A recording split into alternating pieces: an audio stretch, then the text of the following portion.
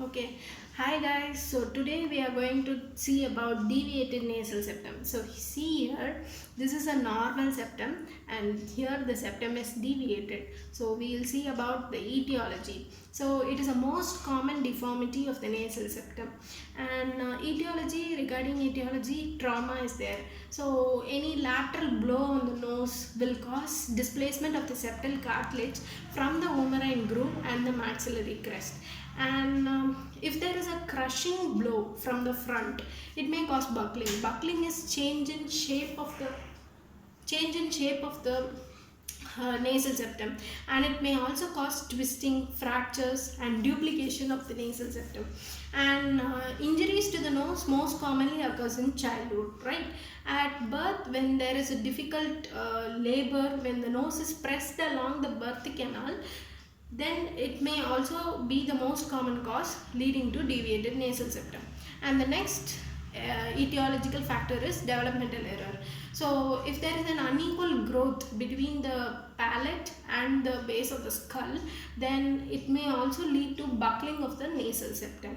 And in adenoid hypertrophy patients who they are mouth breathers, so in them the palate is actually highly arched, so the septum is deviated. And DNS may also be seen in your cleft palate patients, cleft lip and dental abnormalities. So next etiological factor is racial factor. That is, Europeans are more affected when compared to black Americans. And regarding hereditary factors, the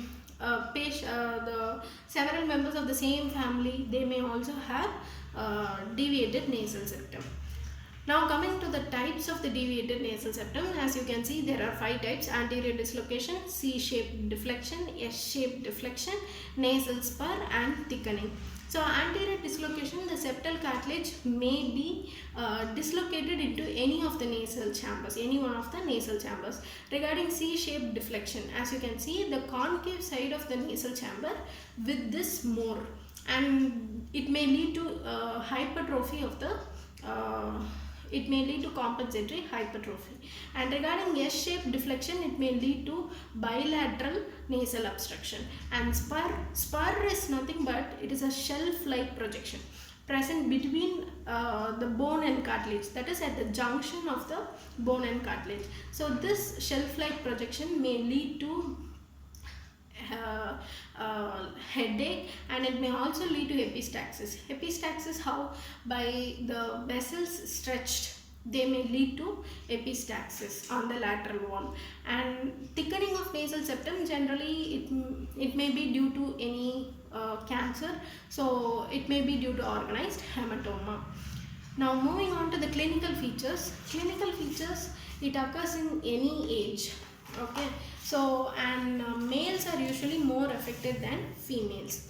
And regarding nasal obstruction, due to septal deviation and later on due to hypertrophy of the opposite side, there may be nasal obstruction.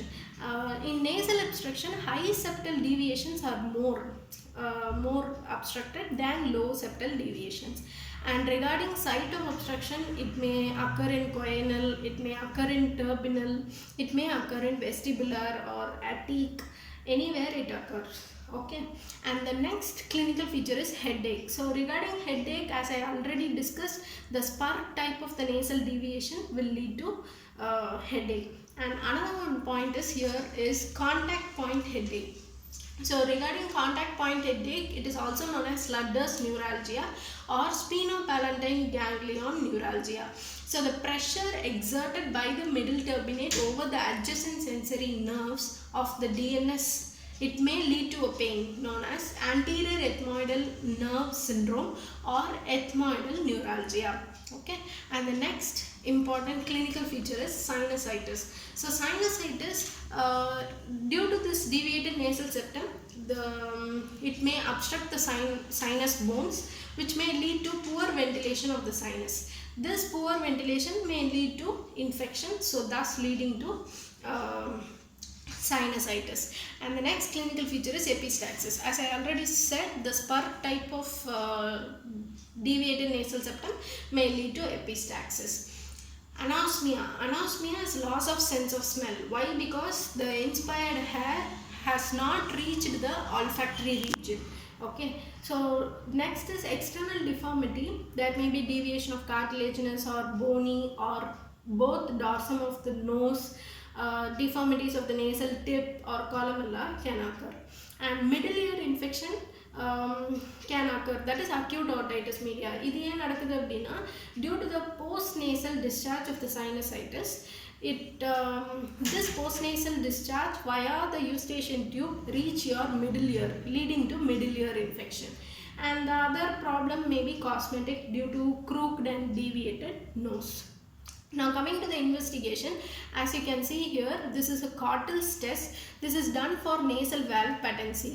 That is, the patient is asked to lift the cheek upwards and laterally, and after doing this, if the patient is relieved by nasal obstruction, then the obstruction of the nasal valve area is due to deviated nasal septum. So if it is relieved, then it is indicative of deviated nasal septum. So this is done before septoplasty, and we have to correct the septum in order to relieve this obstruction. So this is for nasal valve patency, and this is the investigation done, Cottel's test. Okay. So regarding treatment, if there are minor degrees with no symptoms, then there is no treatment. But whereas if any symptomatology has occurred, then we undergo septal surgery. So septal surgery, we have again two types, that is SMR, submucosal resection, and septoplasty. Regarding septal surgery, if the patient is less than 17 years of age, septal surgery is not undergone. Why we should not do any surgery, septal surgery below 17 years is that any surgery on the septum or on the anterior 1/3 of the nose, it is not done before 17 years, because these are the areas where secondary ossification centers fuse by 17 years to complete their facial development. So that's the reason it is not done. So above 17 years of age, we can do this septal surgery. Now we will see the difference between the septoplasty and submucosal resection. Regarding submucosal resection, the incision is done 5 mm above the lower border of the septal cartilage, that you call as Killian's incision. And here two flaps are elevated on both sides, that is mucoperichondrial and mucoperiosteal flaps are raised on both sides, so that the septum is free on both sides. They leave a thin 1 cm dorsal and a caudal strip. The rest of the septum is all removed in the submucosal resection. Because of this removal, the complication may be perforation, free movement of the septum, saddling, loss of support of dorsum. This is regarding submucosal resection. Regarding septoplasty, the incision is done at the lower border of the septal cartilage. Remember, in submucosal resection, we have discussed 5 mm above the lower border of the septal cartilage, whereas in septoplasty, it is done at the lower border of the septal cartilage. Okay, there two flaps were raised on both sides. Here the mucoperichondrial flap is raised only on one side, and only the deviated part of the septum is removed. Okay, and this is the preferred surgery for deviated nasal septum, septoplasty, and complication is much less than submucosal resection. So as you see the difference here, it is a conservative surgery, it is a radical surgery. Here see, only deviated portion of the septal cartilage is removed.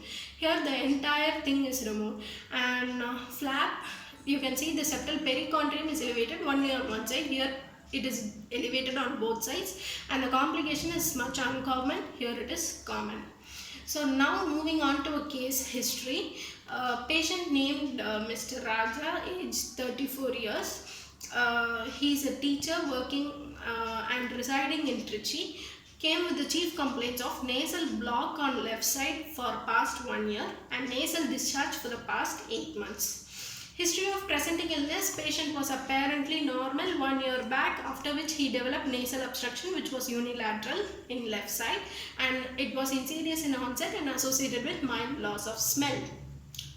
Patient also had a complaint of nasal discharge since 8 months, which is bilateral, sudden in onset, intermittent in nature, gradually progressed and was mucoid in consistency.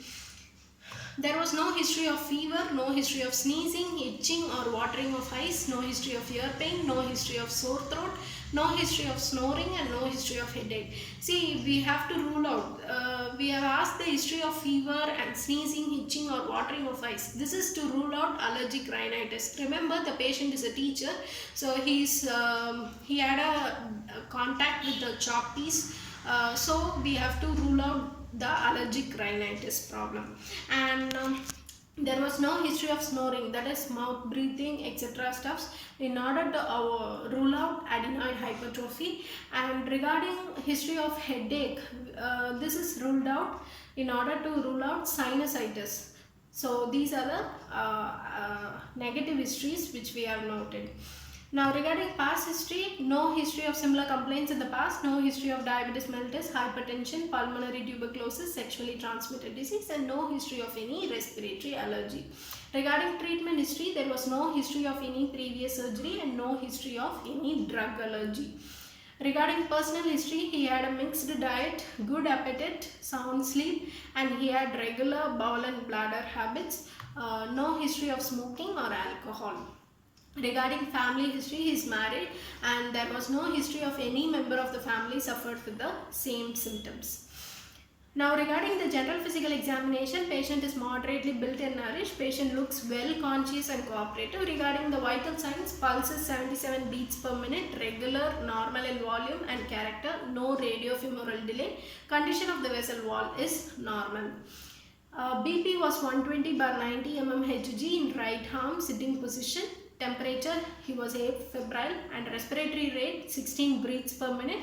And regarding pallor, icterus, clubbing, cyanosis, lymphadenopathy and edema, it was not present. Now moving on to the systemic examination. Regarding this cardiovascular system, S1 and S2 was heard, no murmurs was noted. Regarding the respiratory system, normal vesicular breath sounds, no added sounds. Parabdominal examination, it was soft, non-tender, no organomegaly. And regarding the central nervous system, no focal neurological deficit. Now coming to the local examination, nose. Okay, regarding the external appearance, dorsum was slightly pushed towards left side. Vestibule was normal. Now coming to the cold spatula test. What is this test? See, as you can see in this picture, the tongue depressor in cold. Okay, so it is it should be placed under the nostrils. Okay, after placing, the patient is asked to breathe in and breathe out. While doing this, if there is diminished fogging, in the patient we noted diminished fogging on the left side. So this is to indicate that in this nostril the nasal obstruction has occurred. So if the nasal obstruction has occurred under the left side of nostril, then there is diminished fogging on the left side. Diminished fogging in the sense diminished icing on the left side. So this is about the cold spatula test, which indicates the nasal obstruction. Now continuing, Cortell's test, as I have already mentioned, to test your nasal valve patency, it is positive on left side. Regarding anterior rhinoscopy, nasal mucosa was pink in color, nasal passage was obstructed on left side, septum was deviated, C-shaped cartilage to the left side, and lateral wall there was no hypertrophy noted on the inferior turbinate on right side, and the floor was normal. Regarding posterior rhinoscopy, choanae was free. Okay, so regarding the examination of paranasal sinuses, so what are the sinuses we know? Maxillary sinus, frontal sinus, ethmoidal sinus and sphenoid sinus, right? So sphenoid sinus we will not note since it is posterior and deeply situated. Regarding the maxillary sinus, there is no tenderness over canine fossa. For maxillary sinus tenderness, we look at canine fossa. Where is canine fossa? Canine fossa is here. So canine fossa is bounded medially by your canine eminence. As you can see here, medially canine eminence, laterally by the maxillary tuberosity, above by the infraorbital foramen, and below by the alveolar process. So this is the canine fossa. Here there was no tenderness. So we have checked about the maxillary sinus. So no tenderness over the medial canthus. Where is medial canthus? This is the medial canthus. So this is to rule out for frontal sinus. Next, for ethmoidal sinus, there was no tenderness between the medial canthi, that is at the lateral side of the bridge of the nose, at the lateral side of the bridge of the nose, to see for ethmoidal sinus examination. Okay, so this is regarding the examination of the paranasal sinuses. Now the diagnosis, there was a left-sided deviated nasal septum, C-shaped deviation. Regarding management, investigation is by X-ray nose and paranasal sinuses. As you can see here, it is by two views. This is Waters view and this is Cardwell view. Waters view is done for maxillary sinus, and this view is also known as occipito-mental view, as you can see here. And this is regarding Cardwell view. It is also known as occipito-frontal view. This is done for frontal sinus. Okay, so this is the X-ray of nose and paranasal sinuses. And the other investigation include diagnostic nasal endoscopy. As you can see here, there is a septal deviation which is well marked and there is no airway. Okay, regarding treatment, as I already mentioned, septoplasty is the only choice for the deviated nasal septum.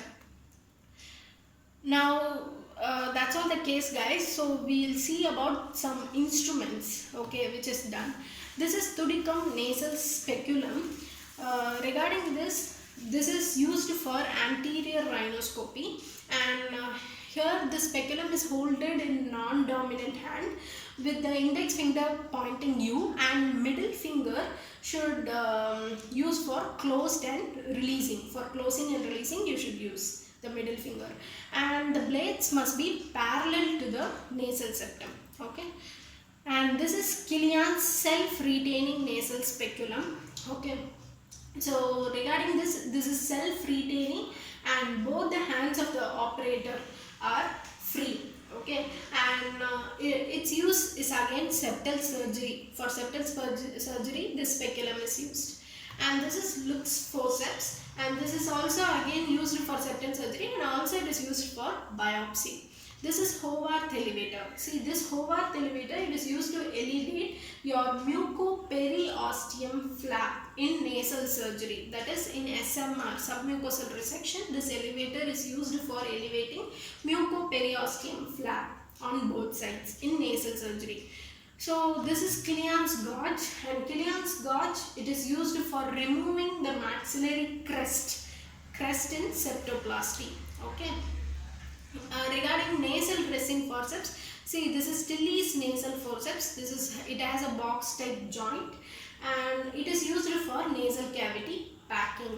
Okay, and this is Freese elevator. Freese elevator, it is used to elevate your mucoperichondrial flap in septoplasty. As we have discussed, septoplasty, the incision is done at the lower border of the septal cartilage. So that we call it as Freese incision. Remember, so that Freese incision, here we are using this elevator, Freese elevator, to elevate your mucoperichondrial flap on one side during septoplasty. So that's all, guys, and these are the questions to know. And first is, what are the types of DNS that we have discussed, and what is anterior ethmoidal neuralgia, I have clearly explained. And the next is, what is the external nose deformity which occurs in the bony part. Remember, external nose deformity mostly occurs in cartilage, right? This is the exception which occurs in the bony part and caused by. This is caused by syphilis. Okay, syphilis is the only thing which causes external nose deformity in the bony part, and that deformity is saddle nose deformity. And the other exception, see, what causes deformity in the external nose at the junction of bone and cartilage. This is another exception. At the junction of bone and cartilage, one deformity occurs. That is due to, this deformity occurs at the junction of bone and cartilage. This was due to vaginous granulomatosis. And what are the causes for bilateral nasal obstruction? Bilateral nasal obstruction causes, it may also be due to DNS and allergic rhinitis, ethmoidal polyposis, etc. And what are the cause for unilateral nasal discharge? Unilateral nasal discharge may be due to any foreign body present in the nose. And And sites of eliciting the tenderness of different sinuses, I have already discussed. And what are the different radiological views, this was also being discussed. And what is the difference between septoplasty and SMR, and uses of Howard's and Freeze elevator to elevate the flaps. This is done in SMR and this is done in septoplasty. This is also discussed. Thank you guys.